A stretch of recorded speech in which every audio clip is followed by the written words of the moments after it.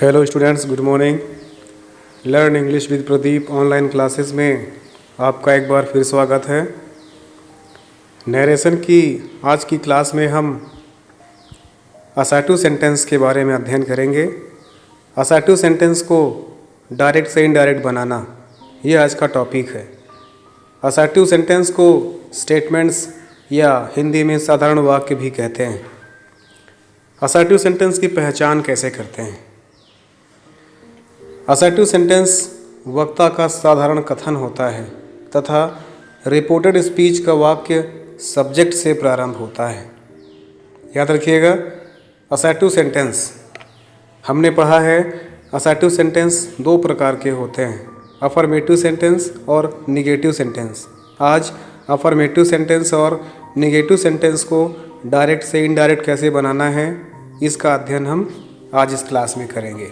तो हमने जाना कैसे पहचान करेंगे असर्टिव सेंटेंस को। असर्टिव सेंटेंस वक्ता का साधारण कथन होता है तथा रिपोर्टेड स्पीच का वाक्य सब्जेक्ट से प्रारंभ होता है। डायरेक्ट से इनडायरेक्ट बनाने के नियम कौन कौन से हैं?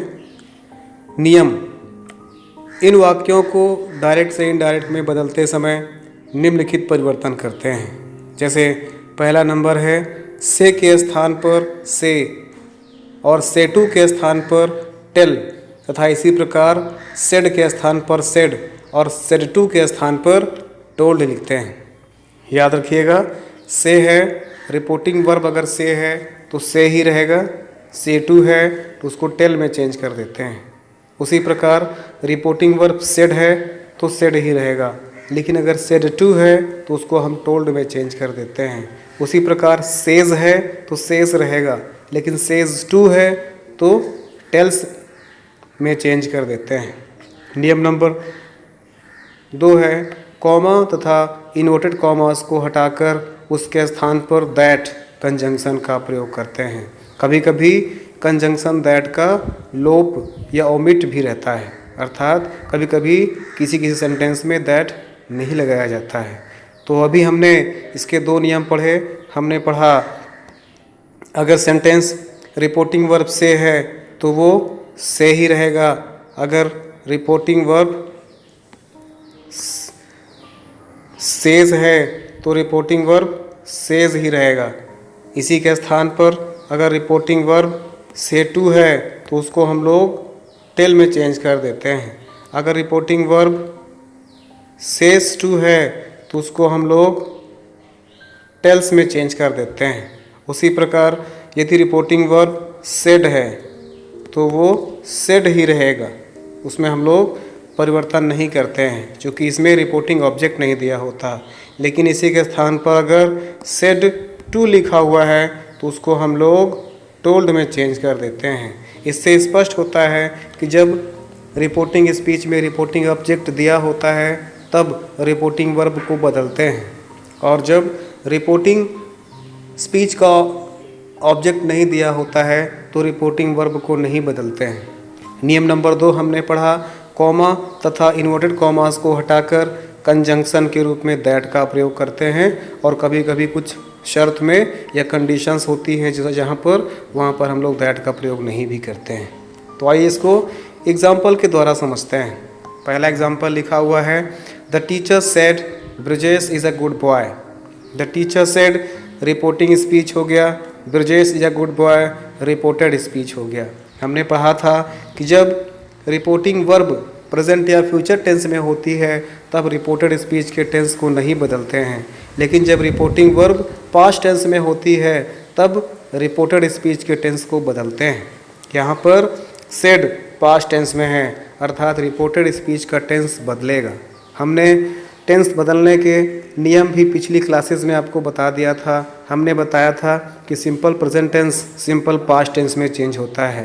Brajesh is a good boy simple present tense है तो ये बदलेगा सिंपल पास्ट टेंस में। तो यहाँ पर इज़ एम आर के स्थान पर सिंपल पास्ट में वाज या वर कर देते हैं।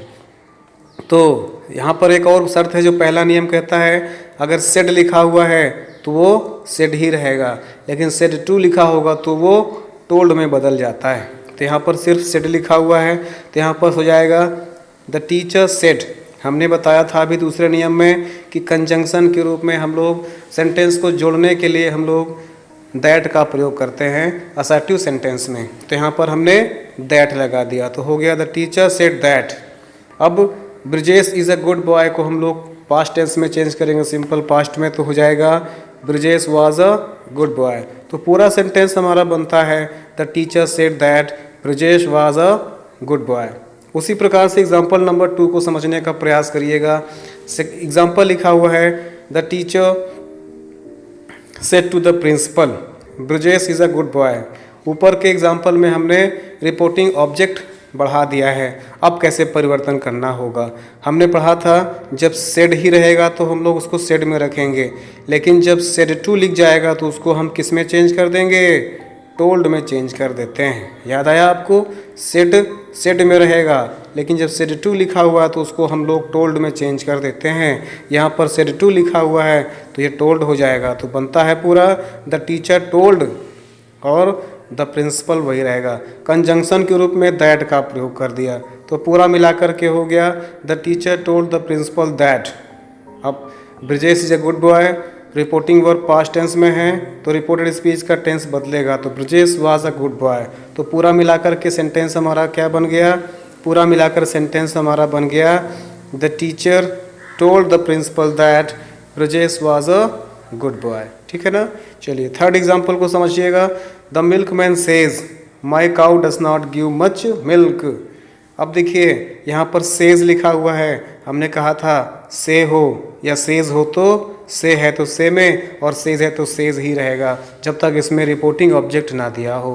तो यहाँ पर देखिए सेज लिखा हुआ है तो यहाँ पर द मिल्कमैन सेज कंजंक्शन के रूप में दैट का प्रयोग कर दिया। माई काउ, माई, आई मी माई, आई मी माई, ये कौन सा पर्सन है, ये फर्स्ट पर्सन है। किसके अनुसार बदलता है, रिपोर्टिंग स्पीच के सब्जेक्ट के अनुसार। रिपोर्टिंग स्पीच का सब्जेक्ट क्या है, मिल्कमैन, अर्थात प्रोनाउन ही, तो ही, हिम और हिज होता है ना इसका केस में। तो आई मी माई, तो आई मी माई, तो माई के स्थान पर क्या हो जाएगा, हिज हो जाएगा। पोसेसिव केस में है तो माई के स्थान पर हिज हो जाएगा। यहाँ पर क्या हो जाता है, milkman says that his cow does not give much milk.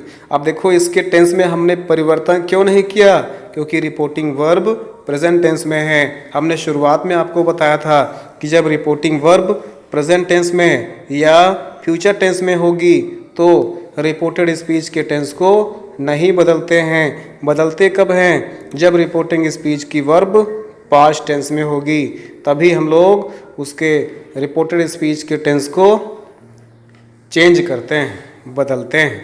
तो यहाँ पर हमने बदला था, लेकिन थर्ड एग्जाम, यहाँ सेकंड एग्जाम्पल में भी हमने चेंज किया था, लेकिन थर्ड एग्जाम्पल में सेज अर्थात रिपोर्टिंग वर्ब प्रेजेंट टेंस में है तो रिपोर्टेड स्पीच के टेंस में परिवर्तन नहीं करेंगे, केवल प्रोनाउन संबंधी परिवर्तन होने हैं, कंजंक्शन का प्रयोग भी होना है। तो यहाँ पर पूरा मिलाकर के हो जाएगा the milkman says that his cow does not give much milk. Example number 4 को देखिएगा। एग्जाम्पल नंबर 4 कहते हैं, एग्जाम्पल नंबर 4 कहता है all will say the people should not use atom bomb. अब देखिएगा ऑल विल से कौन सा टेंस है, ये फ्यूचर टेंस है। हमने कहा था जब रिपोर्टिंग वर्ब प्रेजेंट टेंस या फ्यूचर टेंस में होगी तब रिपोर्टेड स्पीच का टेंस नहीं बदलता है, नो चेंज, नहीं बदलेगा। यहाँ पर वही शर्त लागू हो रही है, कंजंक्शन लगाएंगे और हम लोग केवल प्रोनाउन संबंधी चेंजेस करेंगे अगर प्रोनाउन होगा तो, अदरवाइज उसी को सेम रूप में लिख दिया जाता है।